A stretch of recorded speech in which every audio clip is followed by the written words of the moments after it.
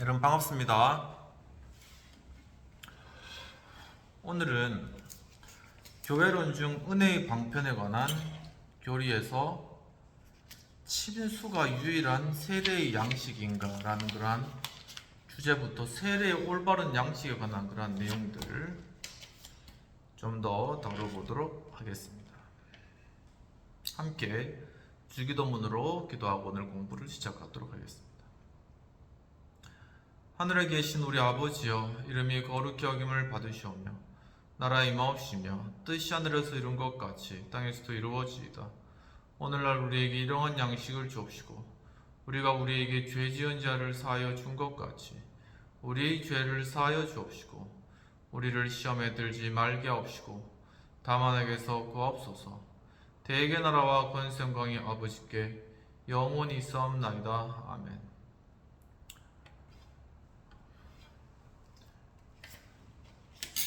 세례와 관련돼서 세례의 올바른 양식, 지난 시간에는 세례의 상징에서 본질적인 것은 무엇인가라는 그러한 제목을 다루었습니다.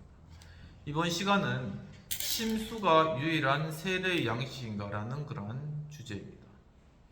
침례교를 제외한 교파에서 일반적으로 인정되고 있는 견해는 세례의 근본적인 개념, 곧 정결하게 함이라는 개념이 의식 안에 표현되는 한 세례의 양식은 하등 중요한 것이 아니다 라는 그러한 입장이라는 것입니다. 세례의 양식은 침수를 통하여 시행될 수도, 물을 부음을 통해서도 시행될 수도 있으며 뿌림을 통해서 시행될 수도 있다는 것이죠. 성경은 단지 일반적인 용어를 사용하여 씻음의 효력을 일으키는 행위를 지시하고 있을 뿐이다 라는 것입니다. 성경은 어디에서도 효력을 일으키는 특별한 양식을 지시한 적이 없는데 예수께서도 어떤 특정한 세례의 양식을 지시하지는 않으셨다라는 것이죠.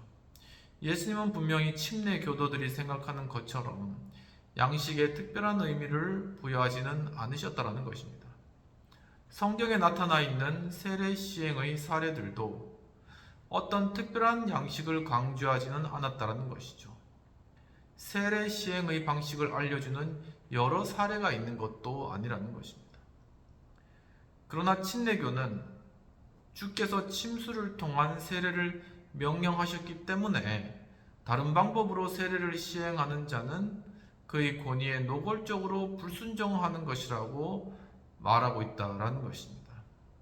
자신들의 주장을 입증하기 위하여 그들은 세례주다라는 의미를 가진 단어 밥토와 밥티조에 호소를 하고 있는 것이죠. 두 번째 단어는 첫 번째 단어의 강조형으로 더 빈번히 쓰이는 단어입니다. 그러나 일반적으로 이 두 단어는 별다른 차이가 없이 쓰입니다.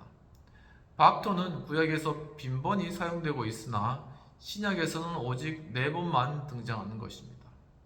이 경우에 있어서 세례는 기독교 세례를 언급하지는 않는 것입니다. 침례교는 한때 이 동사가 물에 담근다 라는 의미만 있는 것으로 확신하였는데, 그러나 그들 대다수는 그들의 최고 권위자의 한 사람인 카슨이 이 단어가 물들이다는 2차적인 의미도 가지고 있기 때문에 담금으로써 물들이다, 심지어는 어떤 방식으로든 물들이다는 것을 의미하며, 따라서 이 단어가 어떤 양식을 표현하는 것은 아니라는 결론을 내린 후로 그 태도를 바꾸었다라는 것입니다. 여기서 계속 제기되는 문제는 76회나 사용되고 있을 뿐만 아니라 주님의 세례를 제정하실 때 사용한 바가 있는 단어인 밥티조가 밥토에서 그 1차적 의미를 취한 것이냐 아니면 2차적 의미를 취한 것이냐 하는 것인데, 카슨 박사는 이 단어가 담그다는 의미를 가져왔다고 답변하는 것입니다. 그는 이와 같이 말합니다. 어근인 밥토는 담그다는 의미와 물들이다라는 의미가 있고 밥티조는 오직 한 가지 의미만 있는데, 이 단어는 어근의 1차적 의미에서 성립된 단어로서 이 단어는 2차적인 의미를 전혀 용납하지 않는다라는 것이죠. 나의 입장은 이 단어가 언제나 담그다라는 것을 의미하며 양식 이외에 어떤 것도 나타내고 있지 않다는 것이다. 이렇게 이제 이 카슨 박사가 본 것이죠. 그래서 침례교도들이 주님께서 침수를 통한 세례를 명령하셨다고 주장하려면 이 같은 입장을 취하지 않을 수 없는 것이죠. 그러니까 침례가 세례가 침례이다라는 침례밖에 안 된다라는 그런 주장을 하기 위해서 이런 주장을 편다는 것입니다. 그러나 고전 헬라어와 신약 헬라어에 나타나는 사실들은 이 입장을 지지하지 않는데 심지어 이 입장을 지지했던 학자들 중 가장 권위가 있었던 게일 박사도 이 입장을 수정할 필요가 느꼈다는 것입니다. 윌슨은 그의 탁월한 저서 유아 세례에서 카슨 박사의 저서에 부분적으로 답변하면서 게일의 말을 다음과 같이 인용하는데 밥티조는 반드시 물속으로 집어넣는 행위를 나타내지는 않을 것이다.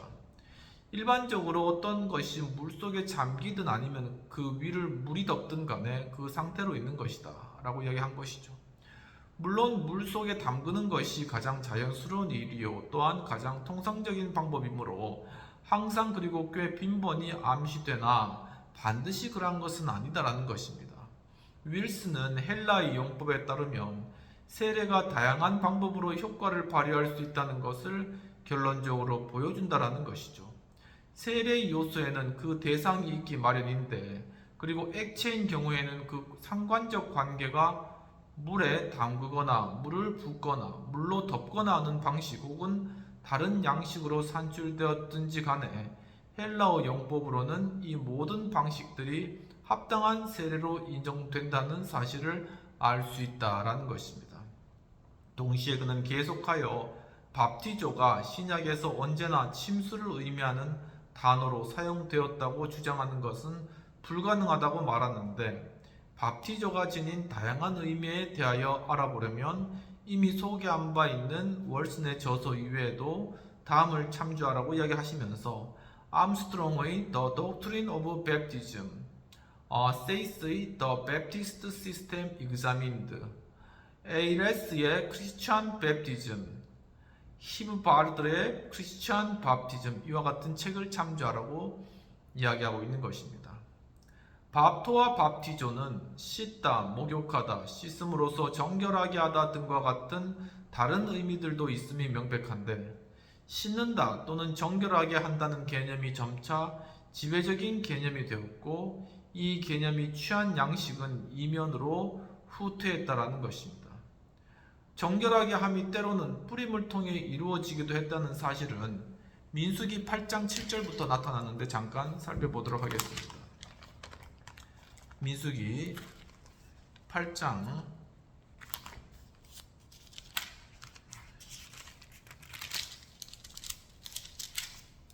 7절 너는 이같이 하여 그들을 정결하게 하되 곧 속죄의 물을 그들에게 뿌리고 그들의 전신을 삭도로 밀게 하고 그 의복을 빨게 하여 몸을 정결하게 하고 라는 그런 말씀. 그리고 19장 13절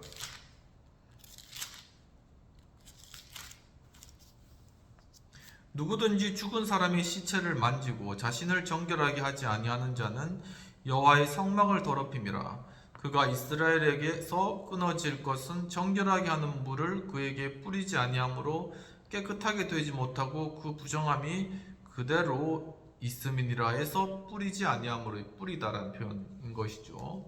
그리고 19절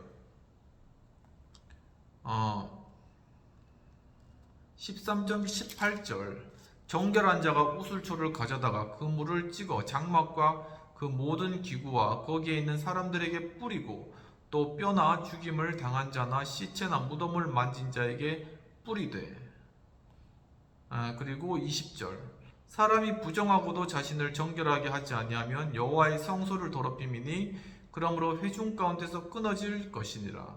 그는 정결하게 하는 물로 뿌림을 받지 아니하였은즉 부정하니라 라는 것이죠. 시편 51편 7절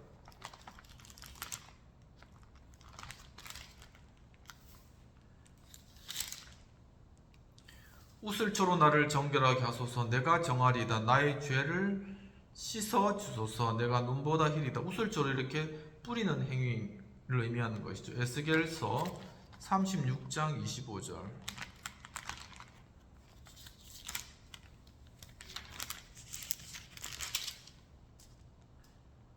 맑은 물을 너에게 뿌려서 너희로 정결하게 하되 곧 너희 모든 더러운 것에서와 모든 우상 숭배에서 너희를 정결하게 할 것이요.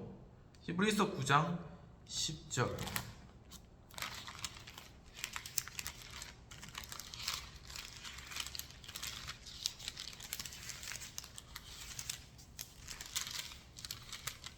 이런 것은 먹고 마시는 것과 여러 가지 씻는 것과 함께 육체의 예법일 뿐이며 개혁할 때까지 맡겨둔 것이니라 라는 그런 말씀. 등으로 미루어 볼 때 분명하다라는 것이죠. 유다서 12장 7절과 마가복음 7장 3, 4절에서 담근다는 뜻을 추출해낼 수는 없다라는 것입니다. 찾아볼까요? 유다서 12장 7절.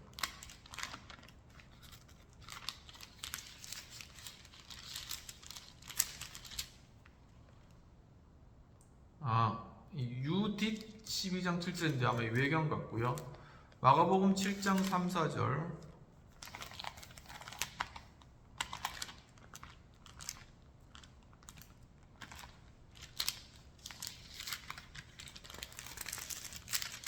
바리새인들과 모든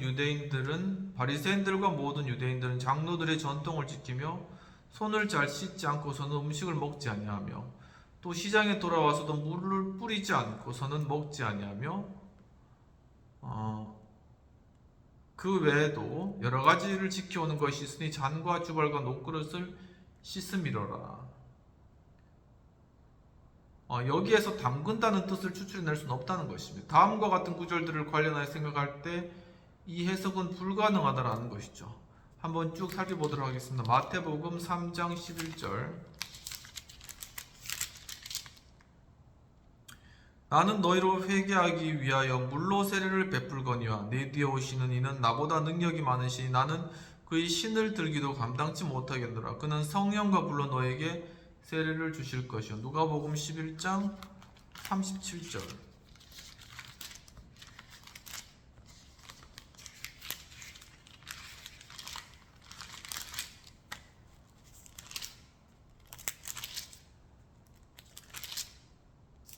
예수께서 말씀하실 때 한 바리새인이 들어와 자기와 함께 점심 잡수시기를 청함으로 들어가 앉으셨더니 잡수시기 전에 손 씻지 아니함을 그 바리새인이 보고 이상히 여긴지라. 그리고 12장 50절. 나는 받을 세례가 있으니 그것이 이루어지기까지 나의 답답함은 어떠하겠느냐. 고린도전서 12장 13절.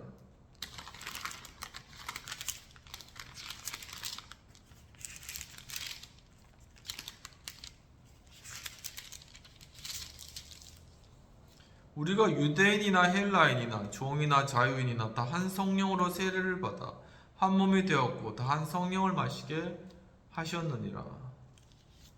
히브리서 9장 10절은 읽어봤고요. 고린도전서 10장 1, 2절. 형제들아 나는 너희가 알지 못하기를 원하지 아니하노니 우리 조상들이 다 구름 아래에 있고 바다 가운데로 지나며 모세에게 속하여 다 구름과 바다에서 세례를 받고 이러한 구절들이 있다는 것입니다. 밥티조라는 단어가 반드시 침수시킨다는 것을 뜻하진 않고 신약 성경이 침수를 통하여 세례를 베풀었다는 명시적인 언급을 하지 않기 때문에 침례교는 자신들의 주장을 입증하는 일에 어려움을 겪고 있다는 것이죠. 세례 요한이 요단강에서 세례를 받으려고 몰려오는 무리를 침수시키는 어마어마한 작업을 감당해낼 수 있었을까? 아니면 일부 고대 비문들이 시사하는 바와 같이 그들에게 다만 물을 부었을까? 사도들은 하루에 3,000명을 침수시키기에 충분한 물과 필요한 용기들을 예루살렘에서 발견할 수 있었을까? 그들이 구약에 규정된 세례 양식을 제쳐두고 다른 양식을 따랐음을 증명할 수 있는 근거가 어디에 있는가? 사도행전 9장 18절은 바울이 아나니아가 그를 찾은 곳에서 떠나 어떤 못이나 강으로 가서 침례를 받았음을 시사하는가? 사도행전 9장 18절을 한번 살펴보면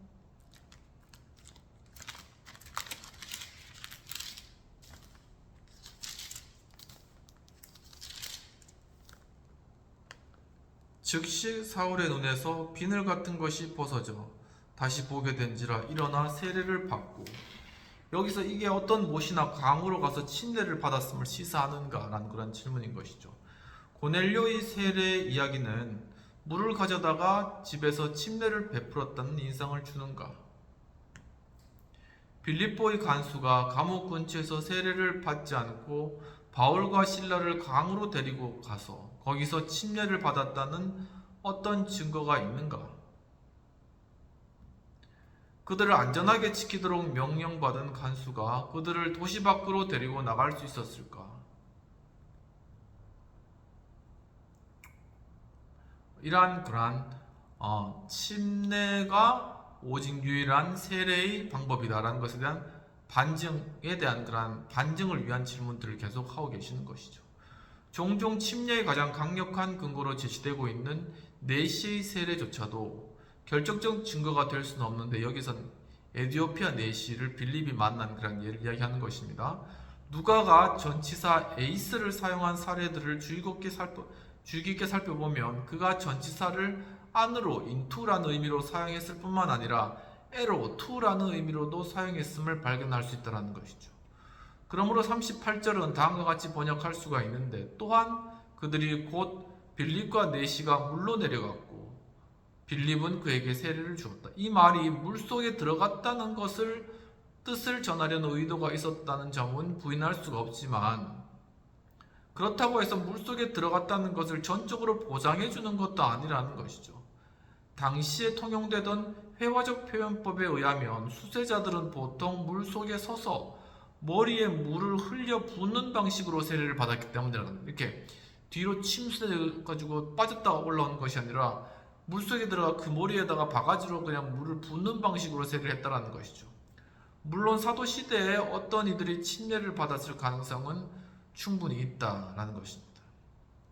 그러나 신약 성경의 어디에서도 이 점을 강조하지 않았다는 사실을 고려할 때 세례의 방식이 세례의 본질을 구성하는 것은 아니라고 단정할 수 있다는 것이죠. 침수는 적합한 세례의 한 양식인데, 그러나 물을 흘려 붓는 것이나 물을 뿌리는 것도 적합한 세례의 양식이라는 것입니다. 왜냐하면 이 모든 의식들이 정결하게 함을 상징하기 때문이라는 것이죠. 앞에서도 인용한 본물들은 구약의 많은 씻음이 뿌리는 방식으로 시행되었음을 보여준다는 것입니다. 주님은 신약 시대의 영적인 씻음을 이렇게 예언하는데, 맑은 물을 너에게 뿌려서 너희로 정결하게 하되, 이렇게 뿌리다라는 표현을 쓰신 것이죠. 세례가 상징하는 것, 즉 정결하게 하는 성령이 교회에 임하셨다는 것입니다. 히브리서 기자는 마음의 뿌림을 받아 양심의 악을 깨달으라고 또 말하기도 한 것이죠. 그러니까 물을 뿌리는 행위도 세례 행위가 될 수 있다는 것을 반복해서 얘기하는 것입니다. 이 세례를 시행할 자격이 있는가라는 것입니다. 있는 자, 누가 그러면 세례를 시행할 수 있는 자격이 있는 자인가라는 그런 부분인데, 로마 가톨릭 교회는 구원에 세례가 절대적으로 필요하다고 보았고, 그러므로 어떤 사람의 구원 여부가 우연히 사죄가 있었는지 없었는지에 따라 좌우된다는 것은 잔인한 일이라고 판단하고, 비상시에는 다른 사람들, 특히 조산원들도 세례를 줄 수 있도록 허용했다는 것입니다. 그러니까 세례를 받아야 구원 받으니까는, 그러니까 조산원까지도 급하면 세례 주라, 이렇게 이제 이야기했다는 것입니다. 키프리아누스의 반대에도 불구하고 가톨릭 교회는 이단이 삼위일체를 부인하지 않는 한 이단들이 베푼 세례까지도 인정했다는 것이죠. 개혁교회에서는 말씀의 선포와 성례의 시행이 같은 범주에 속하는 것으로 보고, 가르치는 장로나 목사가 유일한 세례 시행자라는 원리를 견지했다는 것입니다. 말씀과 성례는 합하여 제정된 말씀을 이룬다는 것이죠. 말씀, 성례가 두 개가 합하여서 하나의 제정된 말씀이 된다는 것입니다. 세례는 개인적인 일이 아니라 교회의 규례이기 때문에 신자들이 공적으로 모인 곳에서 시행되어야 한다고 주장하는 것이죠. 개혁교회는 또한 로마 카톨릭 교회와 다른 종파들이 베푼 세례를 인정했다라는 것입니다. 단 삼위일체를 부인하는 종파의 세례는 인정하지 않았다라는 것이죠. 그래서 소진이주의자와 유니테리안의 세례는 존중하지 않았다는 것입니다. 일반적으로 그들은 적절한 자격을 갖춘 목사에 의해 삼위 하나님의 이름으로 시행된 세례는 정당한 것이다. 이렇게 인정했다는 것입니다. 그러면 F, 세례를 받는 자들은 누구인가 하는 그런 부분이 되겠습니다. 세례는 적절한 자격을 갖춘 이성적인 존재들 곧 신자들과 그들의 자녀들에게 베풀도록 되어 있는데 로마 교회가 시계나 건물을 상대로 성례를 시행한 것은 이러한 기본 전제를 무시하는 것이라는 것이죠. 세례를 받는 자들은 성인과 유아로 나눌 수 있다는 것입니다. 첫 번째는 성인 세례가 되겠습니다.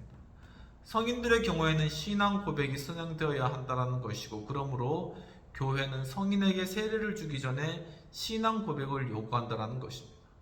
교회는 세례 받을 자가 신앙을 고백하는 경우 그 진실성을 의심할 만한 객관적인 이유가 발견되지 않는 한 그것을 액면 그대로 받아들입니다. 다 마음의 밀실에 들어가서 그와 같은 고백의 진정성 여부를 판단하는 것은 교회가 할 일은 아니라는 것이죠. 그 입으로 신앙을 고백하게 되면 그것으로 그를 인정하고 세례를 줄 수 있다는 것입니다. 고백에 대한 책임은 전적으로 고백을 하는 자에게 있다는 것이죠. 마음의 내적인 상태를 들여다보고 신앙 고백의 진정성 여부를 판단하는 것은 라바디에파적인 태도로서 개혁교의 관습과는 맞지 않다는 것입니다. 세례는 표징과 인인 동시에 은혜의 방편이기 때문에 그것이 이루는 은혜의 본질에 관한 문제가 제기되지 않을 수가 없다는 것이죠. 여기서는 성인 세례와의 관계에서만 이 문제를 다루기로 하는데 개혁교의 입장에 따르면 이 세례는 중생, 믿음, 회심, 그리고 칭의를 전제로 한다는 것입니다. 그러므로 이와 같은 항목들은 세례가 이루어내는 것이 아니라는 것이죠. 세례를 통해서 중생이나 믿음, 회심, 칭의가 이루어지는 것이 아니라는 것입니다. 심지어는 개혁교회보다 은혜의 방편으로서의 세례의 능력을 더 중요시하는 루터파들도 이 점에서는 개혁파와 입장이 같다는 것이죠. 세례는 수세자를 예수 그리스도의 몸에 이식시키는 특별한 성례적인 은혜를 이루어내는 것이 아니라는 것입니다. 신자가 그리스도와 신비적으로 연합되었다는 사실도 세례의 전제가 되는 것이죠. 말씀과 성례는 정확하게 같은 유형의 은혜이지만 말씀은 성례와는 달리 믿음을 일으키는 하나의 수단이 되는 것입니다. 말씀을 통해 믿음이 생겨나는 것이고 하지만 이 성례가 성례의 외면적인 행위를 통해서 그것이 믿음을 일으킨다 이렇게 보진 않는 것이죠. 세례라는 성례는 믿음을 강화시키는 것이다. 믿음을 강화시키는 목적이 있는 것이죠. 때문에 것이며 믿음은 모든 다른 신적인 은혜의 작용에 있어서도 중요한 역할을 담당하기 때문에 세례는 다른 은혜의 작용에도 크게 유익을 끼친다라는 것입니다. 1차적으로 세례는 하나님의 은혜의 행위를 대표하는데 그러나 신앙을 고백하는 그리스도인은 자원하여 세례를 받기 때문에 동시에 인간의 행위도 된다라는 것이죠. 세례는 하나님이 주시는 선물인 동시에 인간이 수납하는 것이다 라는 것입니다. 따라서 세례는 인간이 언약과 언약에 수반되는 의무를 받아들이는 것을 상징한다 라는 것이죠. 그러니까 이 세례를 통해 난 그리스도인으로서 의무를 다하겠다라는 것이죠. 세례는 단순히 하나님의 제공만을 뜻하는 것이 아니라 하나님이 제공하시고 인간이 수납하는 것을 동시에 의미하는 것으로서 체결된 하나의 언약이다 라고 보는 것입니다. 두 번째, 유아 세례가 되겠습니다. 개혁교회와 침례교 간의 가장 중요한 차이는 유아 세례에 대한 해석에서 발견되는데 침례교의 입장은 호비 박사가 잘 요약하고 있습니다. 다만 그리스도를 믿는 자들만이 세례를 받을 자격이 있으며 그리스도에 대한 신뢰할 만한 증거를 댈 수 있는 자들만이 세례를 받아야 한다. 이것은 바꾸어 말해서 유아들은 세례로부터 제외되어야 한다는 것을 뜻하는 것이죠. 그러나 침례교를 제외한 다른 모든 교파에서는 유아 세례를 인정하고 있다라는 것입니다. 이 유아 세례가 사실 이것을 인정해야 되냐 말아야 되냐는 그런 굉장히 많은 그런 논란이 있는 그런 주제가 되겠습니다. 첫 번째, 유아 세례의 성경적 근거가 되겠습니다. 먼저 성경에서는 유아들에게 세례를 주었다는 명시적인 기록이 나타나 있지 않은데 또한 유아 세례를 준 사례도 성경에는 없다는 것이죠. 그러나 이 사실에 근거하여 유아 세례를 비성경적이라고 단언할 수는 없는 것입니다. 다음과 같은 자료에서 유아 세례의 성경적 근거를 발견할 수가 있는데, 첫째는 아브라함의 언약은 주로 영적인 언약이고 그러나 국가적 성격도 아울러 띠고 있다는 것이죠. 이 영적인 언약의 표징과 이는 할례라는 것입니다. 이 언약을 세 개의 다른 언약들 가운데 두 개를 구성하는 것으로 나누는 침례교의 방식은 타당성이 없다는 것입니다.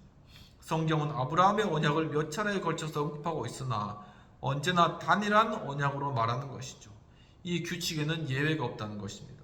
이 언약의 영적인 성격은 이 언약의 약속에 대한 신약의 해석 방식에서 입증되는데, 그리고 할례가 명백히 영적인 의미를 가진 의식이었다는 사실과 언약의 약속이 복음으로까지 불렸다는 사실에서 또한 추정된다는 것입니다. 두 번째로, 이 언약은 지금도 여전히 효력을 발휘하는 것으로서 현 시대의 새 언약과 본질적으로 동일한 것이라는 것이죠.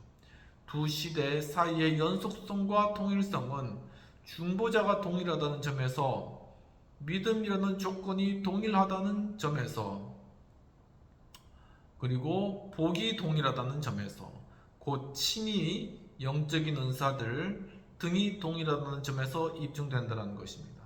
베드로는 오순절날 회개하는 자들을 향하여 약속이 그들과 그들의 자녀들을 향하여 있는 것이라는 확신을 심어준 것이죠. 바울은 로마서 4장 13에서 18절, 갈라디아서 3장 13에서 18절에서 율법의 수요가 약속을 폐하지 못하므로 약속은 새 시대, 신약 시대에도 유효하다고 말한 것입니다. 히브리서 기자도 아브라함에게 주신 약속은 맹세로 확증된 것이므로 신약의 신자들은 이 약속이 변함없다는 사실을 위로로 받게 된다라는 것이죠. 잠깐 로마서 4장 13에서 18절에서 바울이 말한 내용들을 다시 한번 살펴보면, 로마서 4장 13에서 18절, 아브라함이나 그 후손에게 세상의 상속자가 되리라고 하신 언약은 율법으로 말미암는 것이 아니요 오직 믿음의 의로 말미암는 것이니라. 만일 율법에 속한 자들이 상속자이면 믿음은 헛것이 되고 약속은 파기되었느니라.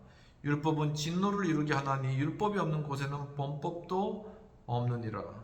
그러므로 상속자가 되는 그것이 은혜에 속하기 위하여 믿음으로 되나니 이는 그 약속을 그 모든 후손에게 굳게 하려 하심이라.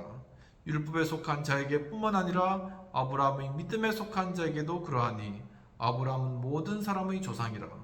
기록된 바 내가 너를 많은 민족의 조상으로 세웠다 하신과 같으니 그가 믿은 바 하나님은 죽은 자를 살리시며 없는 것을 있는 것으로 부르시는 이시니라.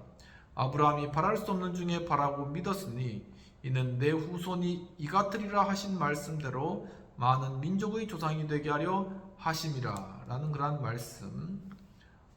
그리고 갈라디아서 3장 13에서 18절 말씀도 함께 살펴보도록 하겠습니다. 13에서 18절, 그리스도께서 우리를 위하여 저주를 받은 바 되사 율법의 저주에서 우리를 속량하셨으니 기록된 바 나무에 달린 자마다 저주 아래 있는 자라 하였습니다. 이는 그리스도 예수 안에 있는 아브라함의 복이 이방인에게 미치고 또 우리로 하여금 믿음으로 말미암아 성령의 약속을 받게 하려 함이라. 형제들아, 내가 사랑의 예대로 말하노니 사람의 언약이라도 정한 후에는 아무도 폐하거나 더하거나 하지 못하느니라. 이 약속들은 아브라함과 그 자손에게 말씀하신 것인데 여럿을 가리켜 그 자손들이라 하지 아니하고 오직 한 사람을 가리켜 내 자손이라 하셨으니 곧 그리스도라. 내가 이것을 말하노니 하나님께서 미리 정하신 언약을 430년 후에 생긴 율법이 폐기하지 못하고 그 약속을 헛되게 하지 못하리라. 만일 그 유업이 율법에서 난 것이면 약속에서 난 것이 아니니라.